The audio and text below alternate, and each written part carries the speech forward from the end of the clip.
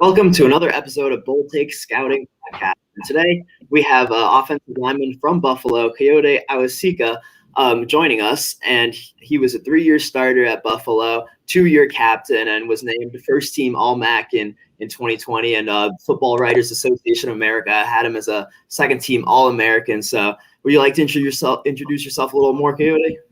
Hey guys, how's it going? Thanks for having me on. Like you said, 2-time captain, University of Buffalo, proud, and excited to be here. Thanks for coming on. We'll just hop right into the interview. So the first question, when did you start playing football, and what was the time, or when did you fall in love with the game? So I started playing football unofficially in second grade. Tried out flag for a day, ran somebody over, and they were like, you can't be doing stuff like that. And I was like, all right, I'll come back in third grade when there's contact. And so then I came back for third grade football, and then on I played some offensive line, linebacker, running back, fullback, just all the positions. I just fell in love with the game straight on then and been playing it here on out. Yeah, I mean that's a great story, going and seeing second graders, and then you see one huge guy that's bigger than the rest, and see one of them just run over the rest of them. I just try to picture that visual in my head. Yeah. Do you have a favorite memory from your college career? Favorite memory from my college career would be the first MAC championship we went to in 2018. I remember being in the locker room on Detroit Ford Field, and we were just extremely excited. It was a great team. We'd worked really hard to get there, and going out to that game with the second MAC championship, there was COVID, so things were kind of affected. But the first one, there was fire going, there was fans, there was everything, and that moment was truly special to me just because we worked so hard to get there. And my brother was the offensive line. We were going out with the linebackers, and we were jumping through the hallways, and it felt like you were flying, ready to go out there and win. So it was really cool. Yeah, that's awesome to hear. Now, just getting back to the whole recruiting process to even get to Buffalo, you were at USA Today, all in Minnesota, first team, but because Minnesota is really not a hotbed of recruiting, you were a 2-star recruit and ranked, I think, 2,194th in the country by 24/7 Sports. And I mean, clearly with how far you've come, that was not an accurate rating whatsoever. But how did that make it more difficult to navigate the process, and why do you choose Buffalo, and how do you feel like that reflects how far you've come? And do you still take motivation from that low ranking as you head to now the NFL? I definitely take motivation from it. I've had doubters my whole life in my athletic career. So you just take the motivation, you take the adversity of situations. If, some bigger schools are saying, you're not this, you're not that, we don't think that you could do this or do that. It's just motivation to prove them that I can do that. And that's what I've been working towards since sophomore year of high school, when I really started taking football even serious. It was not just a game I loved, it was a game I wanted to play. It was a dream I wanted to follow. And so, definitely motivates me every day. Originally, I was going to go to Iowa State, an Iowa State offer, and then the head coach got fired. And then another coach came in from a different school. And so I had kind of a scramble, ended up not playing basketball senior year, focused on the recruiting process. And my whole University of Buffalo staff came from Whitewater, Wisconsin. And they had heard about me because they're right next to Minnesota, watched my tape. They really liked it. They came out and saw me. And my family just really trusted them. I really trusted them. We fell in love with the place when we took an official there. And we decided that was the right move. So you said your coaching staff was from Whitewater, Wisconsin. So those guys must have an eye for, offensive linemen that are a little bit under the radar, because, we got Quinn Miners, who played at Whitewater, Wisconsin. So, they must have some talent looking at guys that, maybe aren't the top recruits, but really seeing the underlying talent in those guys. I mean, I'd say that's fair. Coming out of Buffalo, you got guys like Damone Harris. You got guys like KJ Osborne, who eventually went to Miami, but still, Tyree Jackson, Anthony Johnson, myself, Jared Patterson, both 2-star. They do a good job in their recruiting, and they had a lot of success at Whitewater, Wisconsin, and they're still moving up in the ranks too. Yeah, and just moving on to our next question. You redshirted in 2016 and then appeared in 5 games as a backup offensive tackle in 2017. But then after that, you've been a 3-year starter in 2018, 2019, and 2020. And you had 2 seasons at right tackle. In your second season there, you were 2019 All-MAC second team. Then this year, you moved to left tackle in the shortened season due to the coronavirus, and you were first team all MAC at that position. So how do you feel like that experience and that versatility, having played multiple seasons at right tackle and then an elite season at left tackle, how do you feel like that allows you to elevate your NFL draft profile as you approach the event in April? It definitely elevates, it adds versatility to the teams. That's how I think I'm valuable. I can fit into multiple schemes and multiple positions. And when you can do that, I think teams like that. And I think that you can help an organization that way. I'm not limited in any sense. And so, playing right tackle, for starting for 2 years, really playing it for 4 years, because I had those seasons. I was still practicing, still getting better every day.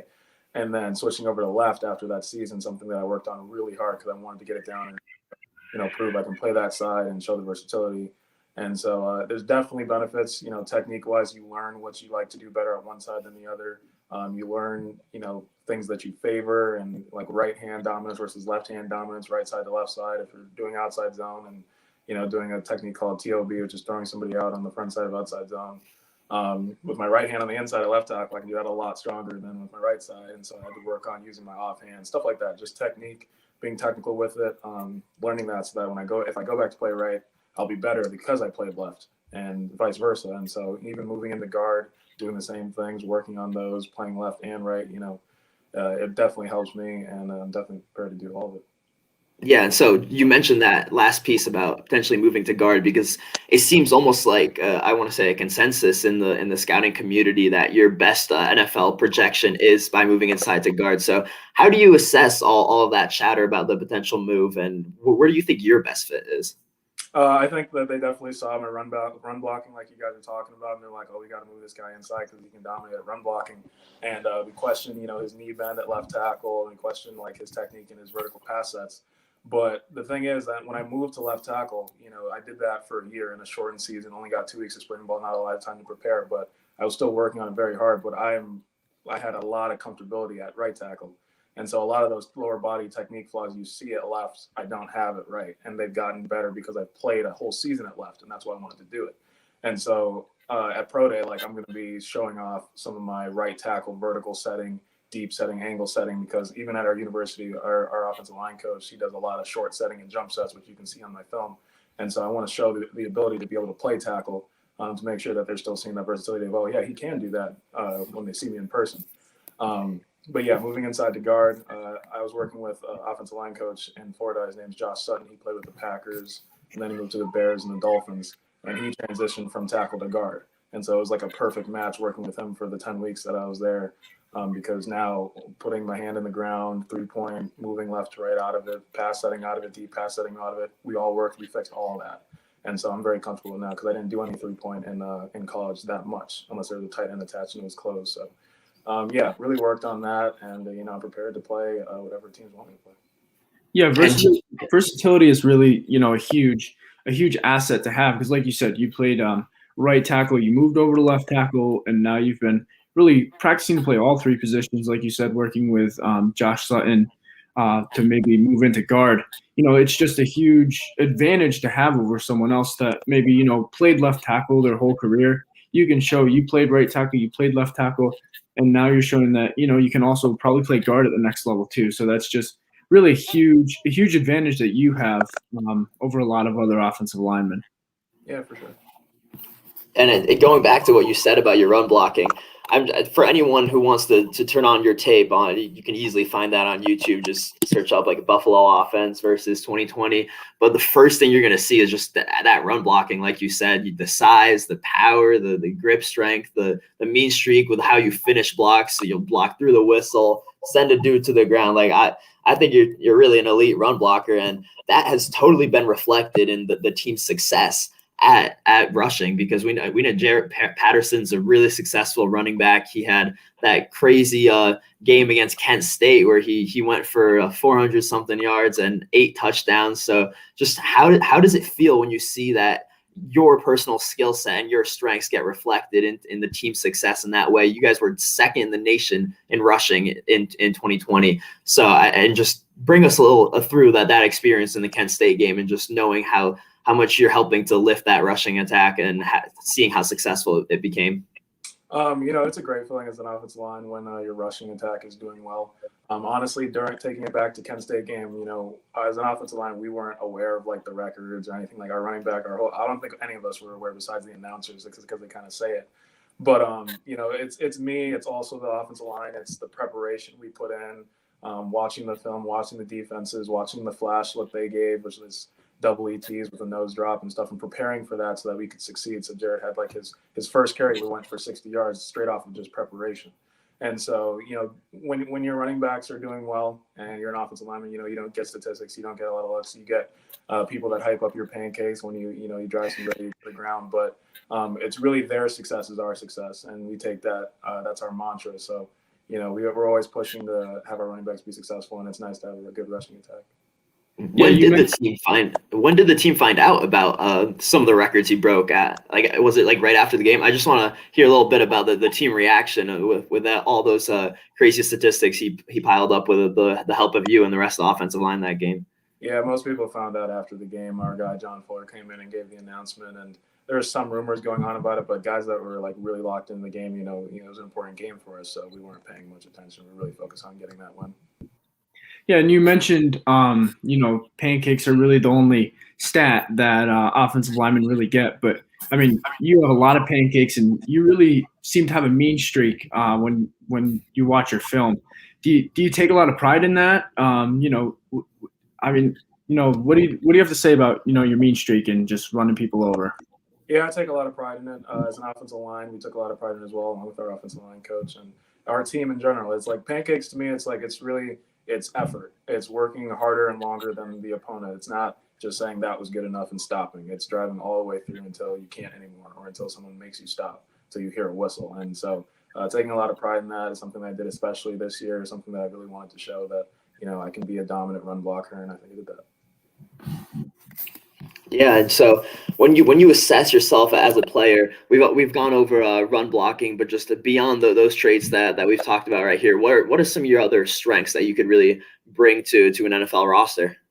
I think technicality. A lot of guys, they comment on my technique, and I teach a lot of young guys the technique and stuff like that.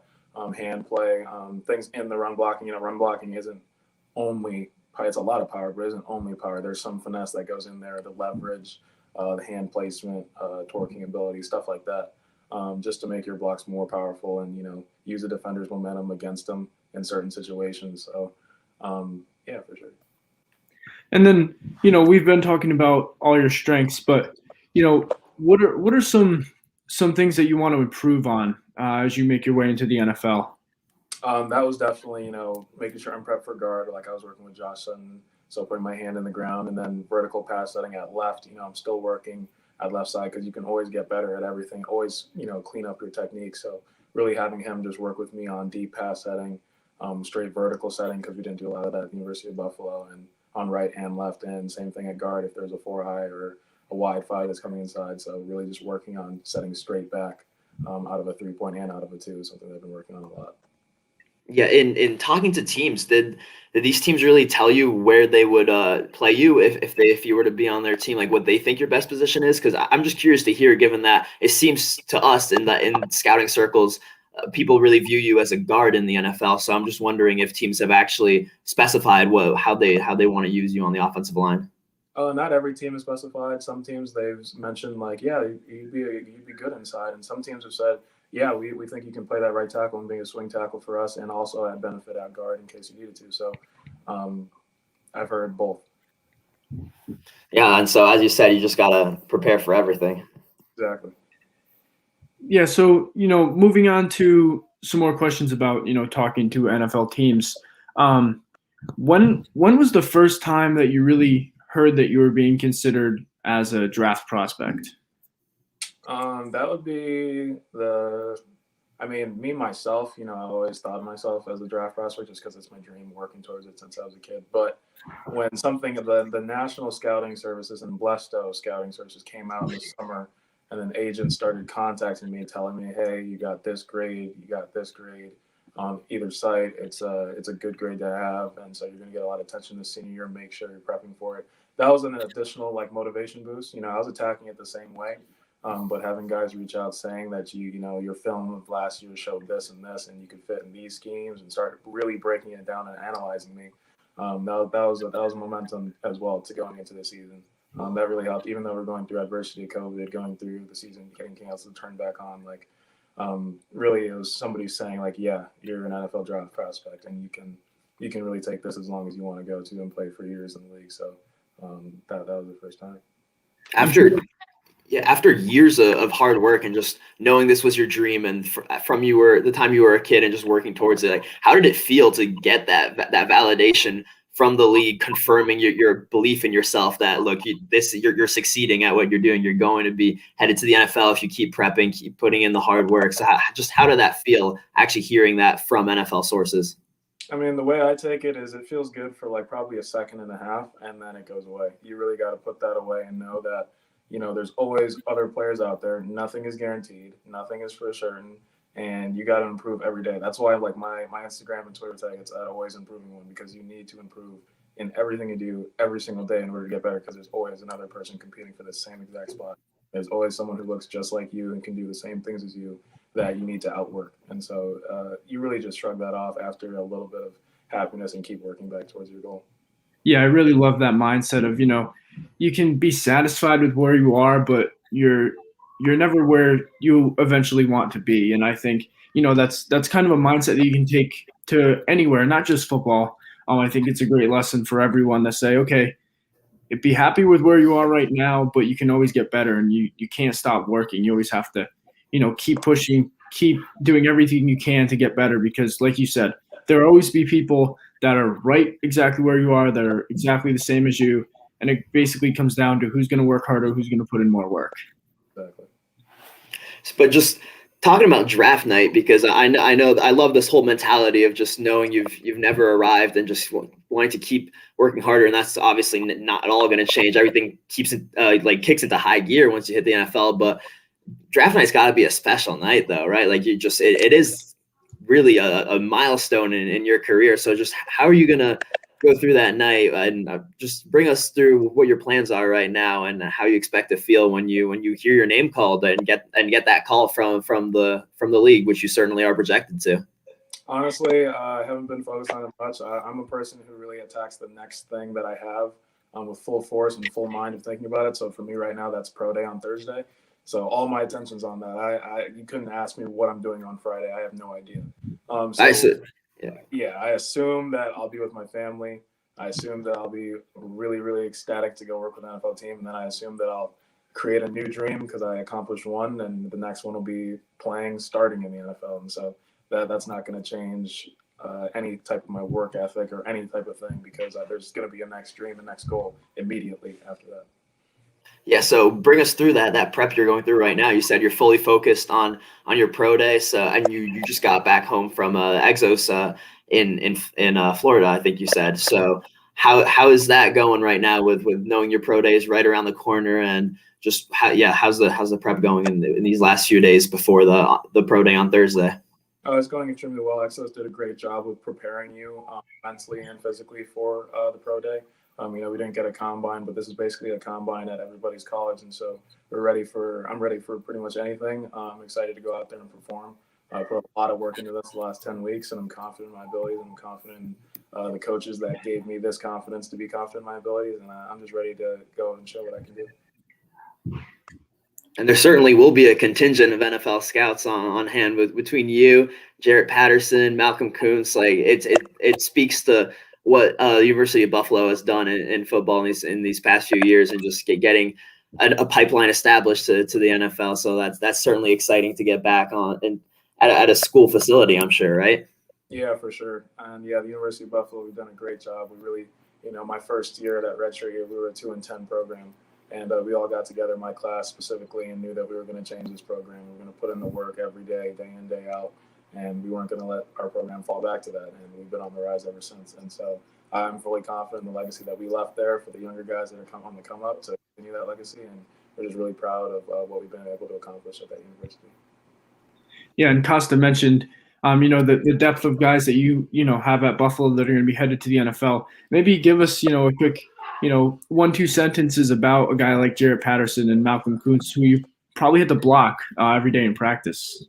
Yeah, Malcolm, he's a great player. I had the block for Jared, blocked against Malcolm, and he has really long arms, really great bending ability, and he's a lot smarter than people give him credit for.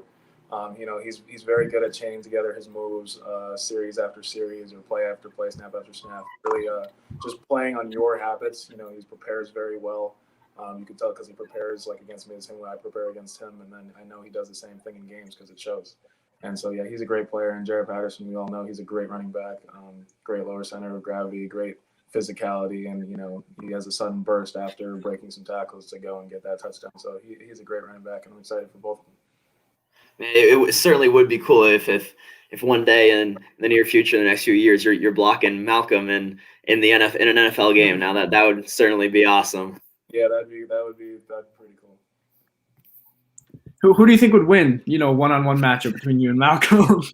I'm gonna say Malcolm's a great player, but I'm gonna say me, of course. Of course. Say me, but we really compete every single day in practice, go back and forth, and got each other better. Me and him and Taylor Riggins, because he's another defensive end who's going through a 6th year. But we really, if I want to rep, we talk about it and why. And if he want to rep, we talk about it and why. And we just got each other better off of just that. Me at right going to left, he was huge for me transitioning to left because when I got over to that left side, he started beating me consistently. And I was like, this is different. I had to figure out and change and, get better technique and get more foundation in my base and change up my hands and stuff like that and just make everything better. And that's because of him. He honestly got me prepped to do that so that when it came to games, it was easier. He's an NFL draft prospect, and not every person I played against was an NFL draft prospect. So it was awesome to have him on my team and to help me get better every day. And that's certainly what goes into this whole turnaround that you've described with Buffalo, from when you were a redshirt and the team wasn't doing too hot to now going to back-to-back MAC championship games and really be ready to pump out some NFL draft talent. Just to hear that you guys would really break down every rep, who won it, why, how can we improve from this? That's certainly what comes into you guys being ready to go to the NFL and being high-level players like you are. And maybe Alex can get into a couple of these questions we have at the end to kind of wrap up the show. Yeah, so I think the first question that I really find interesting to ask, draft prospects, collegiate players, who's the best player or who are a few of the best players that you've had to go up against in your collegiate career? So obviously I can't say Malcolm because I haven't played him in a game, but I would say Max Crosby. He's with the Raiders. He played for Eastern Michigan. He was a really good player, very good pass rusher, but also very good in the run game and run support, very technical, long athlete. So, yeah, he was a good player. And then I'd probably say Sutton Smith played him in the championship of that 2018 season as well. Ended up, I think he went 5th round to the Steelers, if I'm correct. And, he was very, very fast. I think he played running back in his career before he switched over to edge. So, yeah, very fast guy, very twitchy. Utilized him very, very well, and NIU did. So, yeah, those two. Yeah, and just for a more inspirational question, what would you say is the best piece of advice that you've ever gotten, either from a teammate or a coach, that really changed how you attack getting better every day? I'd say my offensive line coach. We harp on if something happened well, move on. If something happened that was not good, move on. So either way, move on to the next step, prepared to do this, either the same thing or do something better than you just did. And so I think that ties into getting better every single day, because you're getting better every single snap. You're not letting, I just got a pancake, and then the next play you give up a sack. No, you got a pancake, and then you play consistent and good here on out until you get your next pancake, and you just move on every single snap. And you don't let bad plays get to you. You don't let it affect you. Something happens where somebody jumps off sides. We're all saying, right away in the huddle, we're all saying, hey, next play. It's over. It's done with. It's in the past. Bring your A game to the next one, because we need that next play, and there's always going to be a next play. Yeah, I think that's really, great advice of not letting, either extreme get to your head. You do something great. You don't want to relish that moment too long, because you'll let the next, 3-4 plays pass you by. And then, it's the same if you do something, like you said, go off sides, maybe miss a block. You don't let that get to your head either. You say, okay, that's in the past, got to move on to the next play. And I think that's something you could really bring into, outside of football, anything, any phase of life. That's a great mentality to have, of not letting, anything, anytime you made a mistake, not letting that get to you, and, not letting a success stay in your head too long and make you get, too cocky or anything like that. Yeah, for sure. Yeah, so thank you for coming on, and I mean, definitely good luck at your pro day. We'll be looking at those results and evaluating all that as all the NFL teams will, and we're obviously rooting for you. It's so clear that not only on tape but just meeting you now that you've got everything going your way. You're wired the right way, and I really do admire how you attack each and every day to get better, and that whole mentality of yours, which you see on tape too in your performance. So. And best of luck in the future, and thank you for coming on. Yeah, man, appreciate it. Not a problem, and thanks for taking the time to have me. Yeah, of course, and thanks everyone for tuning in and watching. And we'll be back actually Monday, so tomorrow, with our normally scheduled podcast. So thanks for watching. Thanks for coming on, Kayode. We wish you the best of luck in your the rest of your pre-draft process. Yeah, thank you. Appreciate it.